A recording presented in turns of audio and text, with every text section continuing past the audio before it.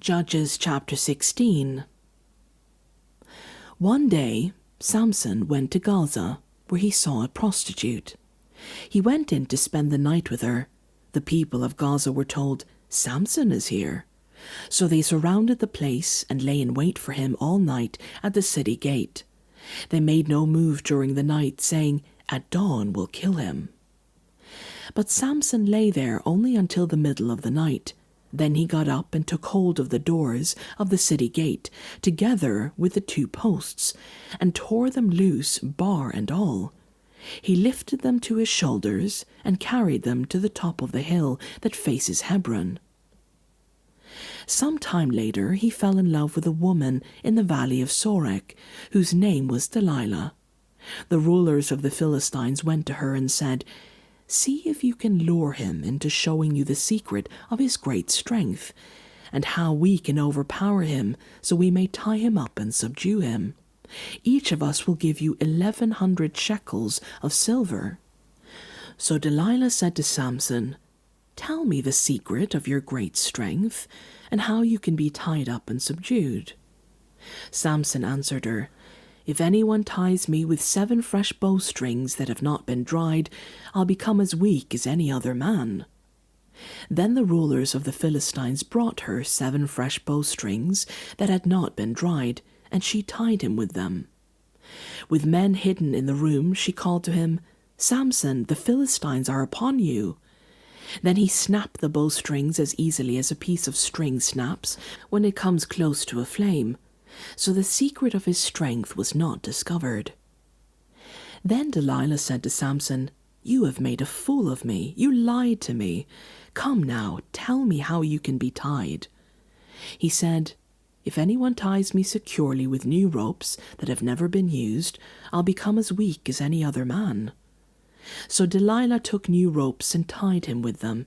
Then, with men hidden in the room, she called to him, "Samson, the Philistines are upon you." But he snapped the ropes off his arms as if they were threads. Delilah then said to Samson, "All this time you have been making a fool of me and lying to me. Tell me how you can be tied." He replied, "If you weave the 7 braids of my hair into the fabric on the loom and tighten it with the pin, I'll become as weak as any other man." So while he was sleeping, Delilah took the 7 braids of his head, wove them into the fabric, and tightened it with the pin. Again she called to him, "Samson, the Philistines are upon you." He woke from his sleep and pulled up the pin and the loom with the fabric. Then she said to him, "How can you say I love you when you won't confide in me? This is the 3rd time you have made a fool of me and haven't told me the secret of your great strength." With such nagging she prodded him day after day until he was sick to death of it. So he told her everything. "No razor has ever been used on my head," he said, "because I have been a Nazirite dedicated to God from my mother's womb. If my head was shaved, my strength would leave me, and I would become as weak as any other man." When Delilah saw that he had told her everything, she sent word to the rulers of the Philistines, "Come back once more, he has told me everything." So the rulers of the Philistines returned with the silver in their hands. After putting him to sleep on her lap, she called for someone to shave off the 7 braids of his hair, and so began to subdue him, and his strength left him. Then she called, "Samson, the Philistines are upon you." He awoke from his sleep and thought, "I'll go out as before and shake myself free." But he did not know that the Lord had left him. Then the Philistines seized him, gouged out his eyes, and took him down to Gaza. Binding him with bronze shackles, they sent him to grinding grain in the prison. But the hair on his head began to grow again after it had been shaved.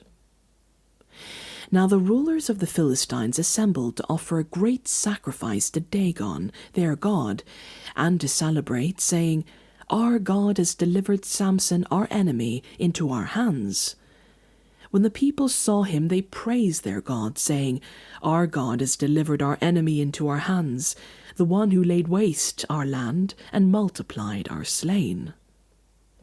While they were in high spirits, they shouted, "Bring out Samson to entertain us." So they called Samson out of the prison, and he performed for them. When they stood him among the pillars, Samson said to the servant who held his hand, "Put me where I can feel the pillars that support the temple, so that I may lean against them." Now the temple was crowded with men and women, all the rulers of the Philistines were there, and on the roof were about 300 men and women watching Samson perform. Then Samson prayed to the Lord, "Sovereign Lord, remember me.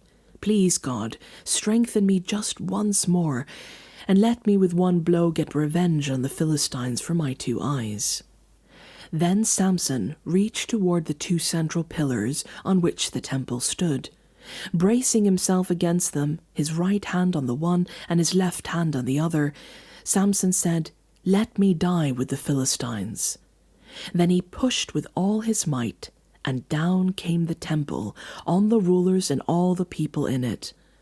Thus he killed many more when he died than while he lived. Then his brothers and his father's whole family went down to get him. They brought him back and buried him between Zorah and Eshtaol in the tomb of Manoah his father. He had led Israel 20 years.